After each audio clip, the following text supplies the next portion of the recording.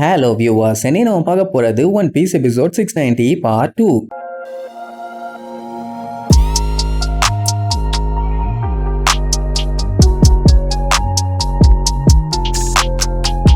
Open பண்ணா அந்த smile ஃபேக்டரியா தான் காட்டுறாங்க. அங்க இன்னுமே அராஜகம் இன்னும் அடங்கல. அதாவது வேலை போய்கிட்டே தான் இருக்குது. அங்க வேலை பார்த்துட்டு இருக்க லிட்டில் பீப்புள்ஸ் தெரியாம அங்க இருக்க சேட் டேங்க கீழே கொட்டிடுவாங்க. உடனே ஒரு தடிமாட்டு பைய வந்து எவ்வளவு தைரியம் இருந்தா அந்த சேட் டேங்கே நீ கீழே தள்ளி விடுவான்னு சாட்டையை வச்சு பொலிர்னு அடிப்பான். ஆக்சுவலா அவன் வேணும்லாம் தள்ளி விடல. சடனா ஒரு எர்த்துக்கு வேக் வந்த உடனே அந்த டேங்க் சரிஞ்சிருச்சு. மத்தபடி அது எங்க தப்பெல்லாம் இல்ல. முதல்ல அந்த எர்த்துக்கு வேக் ஏன் வந்துச்சு, எதுக்கு வந்துச்சுன்னு கேட்டா, நீங்க எல்லாம் அதை பத்தி கவலை பண்ணணும்னு அவசியமே இல்லை. உங்களோட பிரின்சஸ் மஞ்சேரிக்கு உடம்பு சரியில்லை. அவ மறுபடியும் சரியாகணும்னா ஒழுங்கா வேலை பாருங்க, அப்படி இல்லைன்னா விட்டுருங்க, அவங்க உடம்பு சரியில்லாம செத்து போவாங்கம்பா. அந்த லிட்டில் பீப்புள்ஸ் எல்லாருமே இவ்வளவு கஷ்டப்பட்டு வேலை பார்க்கறது எல்லாமே அவங்க பிரின்சஸ்க்காக மட்டும்தான். அப்படி இருக்கும்போது இப்படி எல்லாம் சொல்லி மிரட்டினா அவங்க என்ன பண்ணுவாங்க? சும்மாவே யார் என்ன சொன்னாலும் நம்பிடுவாங்க. இப்பெல்லாம் அவன் மிரட்டின உடனே கண்டிப்பா எங்க பிரின்சஸை சரி பண்ணணும், அவங்க இப்ப எப்படி இருக்காங்க என்னன்னு கேட்டா உடனே கதறி அழ ஆரம்பிச்சிருவானுங்க. ஐயோ உங்க பிரின்சஸோட நிலைமை ரொம்ப மோசம், இப்படியே போனா அவங்க உசுருக்கு என்ன ஆகும் ஏதாவும் தெரியலன்னு ஓவரா டிராமா போட்டுட்டு இருப்பானுங்க. இது எல்லாத்தையுமே பிங்க் பீ கூட்டம் அப்படியே மேல இருந்து பார்த்துட்டு இருப்பாங்க.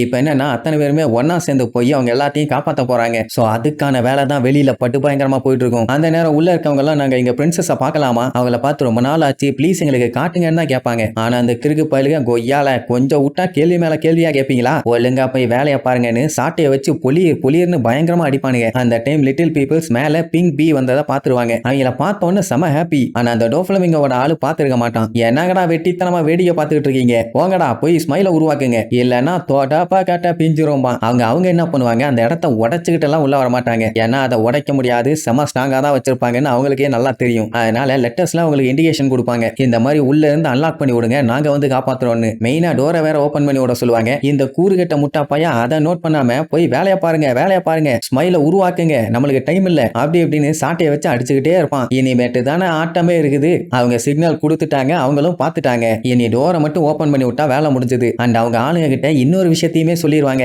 இந்த மாதிரி நம்மளை ஏமாத்திட்டு இருக்காங்க, அவனுங்க பேசுறது எதுவுமே உண்மை இல்லைன்னு. இவங்க எல்லாருமே அவங்க கண்ட்ரோல்ல இருக்கிறதுக்கான ஒரே காரணம் அந்த பிரின்சஸை வச்சு ஏமாத்துறதுனால மட்டும்தான். இல்லைன்னா நீங்களே சொல்லுங்க, இதுல ஒரு ஆள் பாஞ்சு அவனை அடிச்சானா அவன் தாங்குவானா? அவங்க சைஸுக்கும் அடிக்கும் சம்பந்தம் இருக்கா? முதல்ல அவன் கத்திட்டு இருப்பான், ஆனா அவங்க பயங்கரமா யோசிப்பாங்க. அப்படின்னா பிரின்சஸ்க்கு உடம்பு சரியில்லைன்னு நம்மளை ஏமாத்திட்டு இருக்காங்களா, டோஃப்ளமிங்கோ நம்மளை ஏமாத்திட்டானா என்ன ஏதுன்னு பயங்கரமா யோசிச்சுட்டு இருக்கும் போதே நம்ம எல்லாம் ஒன்னா சேர்ந்து சண்டை போடணும்னு சொல்லி லெட்டர்ல காமிச்சிருவாங்க. அவ்வளவுதான். இதுக்கப்புறம் அந்த ஆப்போசிட்ல இருக்க குரங்கு பையில எவனாச்சும் காப்பாற்ற முடியுமா? இதெல்லாம் எதுவும் தெரியாத அந்த கூறுகிட்ட மூதேவி, டேய் அடுத்த அடி யாருக்கு விழணும்னு முடிவு பண்ணிக்கிங்க, அப்படி அடி விழக்கூடாதுன்னா போய் வேலையை பாருங்கப்பா. அப்பவுமே அவங்க கிட்ட எந்த ஒரு மூமெண்ட்டும் இல்ல, உடனே அடிக்கிறக்காண்டி ஓங்கிடுவான். உடனே அந்த டைம் ரெண்டு பேரு நான் முடிவு பண்ணிட்டேன், இதுக்கப்புறம் என்னைய யாராலையும் ஏமாத்த முடியாதுன்னு அப்படியே ஒரு ஜம்ப போட்டு ரொட்டேஷன்ல வாயில ரெண்டே மிதி தான், அதாவது ஆளுக்கு ஒரு மிதி கொடுத்துருப்பானுங்க. அவ்வளவுதான், சாதா வாயா போயிருச்சு. இப்போ அந்த ஸ்மைல் ஃபேக்டரியை சுத்தி பயங்கரமான ஷீல்டு இருக்குங்கிறதுனால தானே ஓவரா ஆட்டம் போட்டுட்டு இருந்தானுங்க. உள்ள இருந்தே ஆளுங்க ஓபன் பண்ணி விட்டுட்டாங்கன்னா அப்ப டோஃப்ளமிங்கோட ஃபேக்டரி தரமட்டமாயிராது. சோ இப்படி இங்க பிரச்சனை நல்லபடியா போயிட்டு இருக்குது. அதே நேரம் டோஃப்ளமிங்கோட ஆளுகளுக்கும் கொலோசியத்துல இருந்த ஆளுகளுக்கும் பயங்கரமா சண்டை போச்சு இல்ல. அந்த சண்டையில அந்த லாவோஜி கழட்டு போய் அந்த அடி அடிக்கிறான், மனுஷனா அவன். அதே நேரம் பூமேல மக்வைஸ் விழுந்து எந்திரிச்சிட்டு இருந்தான். இனி ஒரு டைம் விழுந்தானா போதும் பாடியாகி பாடையில கட்டிடுவானுங்க. அதனால அடிச்சு பிடிச்சி எப்படி எஸ்கேப் ஆயிடுவான். சரி இவங்க தாத்தாவோட நிலைமை என்னாச்சுன்னு பார்த்தா ரொம்ப மோசம். மனுஷன் பயங்கரமா மூச்சு வாங்கிட்டு இருப்பாரு. ஏன்னா அவர் எங்கெங்கெல்லாம் காலை வைக்கிறாரோ அந்தந்த இடத்தெல்லாம் வீங்க வச்சு கிளாடியஸ் வெடிக்க வச்சுட்டு இருக்கான். அவரை மட்டும் தான் பார்த்தா அந்த ஹைருதினியும் போட்டு பொலந்து கட்டிட்டு இருக்கான். அதுக்கப்புறம் இந்த டெலிஞ்சர் சுலைமான போட்டு தள்ளதுக்கு அப்புறம் அந்த ப்ளூ கெல்லிய போட்டு பொலந்து கட்டுவான். அப்படி அடிச்சது மட்டும் இல்லாம ஐயோ அவசரப்பட்டு அடிச்சிட்டானே, லாங் லெக் ட்ரைபை சேர்ந்த மக்களோட டெக்னிக் எல்லாம் என்னன்னு நான் பார்க்கணும், சட்டு போட்டுன்னு போட்டு தள்ளா நல்லாவா இருக்கும் அப்படி சொல்லிட்டு மூதேவி அந்த கொம்பு வச்சு அட்டாக் பண்ண பாஞ்சி வருவான். அந்த டைம்ல தான் இடையில அந்த ஐடியா பூந்து ஒரே அடி படால்னு பிளாஸ்ட் ஆகும். ஆனா அவனுக்கு எதுவும் ஆயிருக்காது. அவன் என்னப்பா காமெடியன்ஸ் எல்லாம் ஒன்னா சேர்ந்திருக்கீங்க, உங்களை பார்த்தா நேக்கு சிப்பு ஆவறதுமா. சோ எப்படி இவனு ரெண்டு பேரும் டெலிஞ்சர் கிட்ட போராடிட்டு இருப்பாங்க. அதே நேரம் டகமாவும் அவனோட கிங்கும் பேபி ஃபையை அட்டாக் பண்ண முக்கிட்டு இருப்பானுங்க. அவ தான் பயங்கரமா சண்டை போடுவாளே. அந்த டைமுங்கும் போது யாரோ கத்திட்டு வர சவுண்டு, யாரா அவன் இந்த டைம்ல இப்படி கத்திட்டு வருதுன்னு பார்த்தா நம்ம லூஃபி லாவ தூக்கிட்டு அடிச்சு புரண்டு ஓடி வந்துகிட்டு இருக்கான். வழியில வர அந்த வில்லப்பள்ளி ஆளு எல்லாத்தையுமே அசால்ட்டா தட்டி விட்டுக்கிட்டு அவன் பாட்டுக்கு வருவான். எல்லாருமே பாத்துருவாங்க. அந்த டைமுங்கும் போது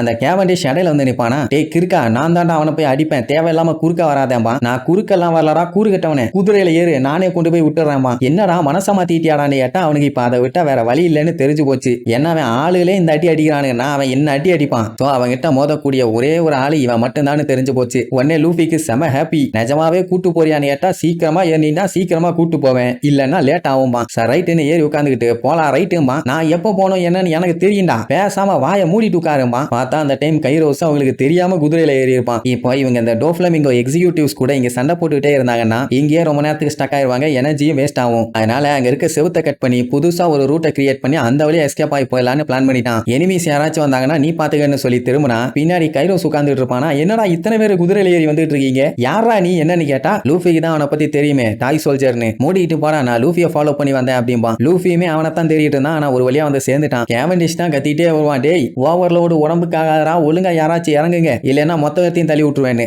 ஆனா எவனும் கண்டுக்கிற மாதிரி இல்ல. லூஃபி இந்த மாதிரி நம்ம மேல போய் ரெபேக்காவை மீட் பண்ணலான்னு சொன்ன உடனே அவனுக்கு ஷாக் ஆயிரும். இது எனிமியோட இடத்துல ரெபேக்கா இருக்காளான்னு. அவளை ஏன்டா அங்க அனுப்பி விட்ட, ஸ்டாப் பண்ண மாட்டியாடா, அவ பேரு கிரிமினல் லிஸ்ட்ல இருக்குதும்பா. அதெல்லாம் ஒன்னும் கவலைப்படாத, என் ஃப்ரெண்ட்ஸுங்க அவ கூட இருக்கிற வரைக்கும் அவளுக்கு ஒன்னும் ஆகாது, நிம்மதியா இருப்பானா. பட் அந்த கேவண்டிஷ் கத்திக்கிட்டே இருப்பான். அவனோட குதிரையில 2 பேர்த்த தான் ஏத்தணுமாமா. ஆனா இப்போ ஓவர்லோட் ஆகி 4 பேர் இருக்காங்க, எப்படி அந்த குதிரை தாங்கும், அதான் புலம்பிட்டே போவான். லூஃபி இருந்துகிட்டு எதுக்கு எங்களுக்கு தெரியறதுக்கு முன்னாடியே விட்டுட்டு போனேன், ஏன் இந்த அவசரம்னு கேட்பான். அவனுக்கு இப்ப இருக்க நிலைமைக்கு எப்படியாச்சும் அந்த டோஃப்ளமிங்கோவை காலி பண்ணி மறுபடியும் கண்ட்ரியை பழைய நிலைமைக்கு கொண்டு வரணும், அதனால எனக்கு டைம் இல்லாமா. அது மட்டும் இல்லாம அவனோட டாப் எக்ஸிக்யூட்டிவ்ல ஒரு ஆளை என்ன ஆனாலும் பரவாயில்ல என் கையாலேயே நான் வெட்டி கொல்லணும்பா. வேற யாரும் இல்ல, டியமண்டே. அவன் தானே இவனோட ஒய்ஃப் ஸ்கார்லெட்டை சுட்டு கொன்னவன், அதுக்கு பழிக்கு பழி அப்படின்னா நீ சாக முடிவு பண்ணிட்டியான்னு கேட்டா இந்த பாடியில இருக்க வரைக்கும் நான் என்னைக்கும் சாகவே மாட்டேன்பா. அப்படின்னா எந்த பஞ்சாயத்தும் இல்ல, போய் தட்டி தூக்கலாமா. கேவண்டிஷ் பச்சை பச்சையா திட்டிட்டே வருவான். அந்த டைமுக்கும் போது ஆப்போசிட்ல எதையோ பார்த்து பயங்கரமா ஷாக் ஆவானுங்க. என்னடான்னு பார்த்தா இவ்வளவு நேரமா அடி வாங்கிட்டு இருந்தானுங்க அந்த கொலோசியம்ல சண்டை போட்ட ஆளுங்க. அவனுங்க இப்போ வெறித்தனமா அங்க இருக்க எல்லாத்தையுமே போட்டு தொவன்னு துவைச்சு அப்படியே மலை மாதிரி குமிச்சிட்டானுங்க. அது மட்டும் இல்லாம லூஃபியை பார்த்து நீ போ,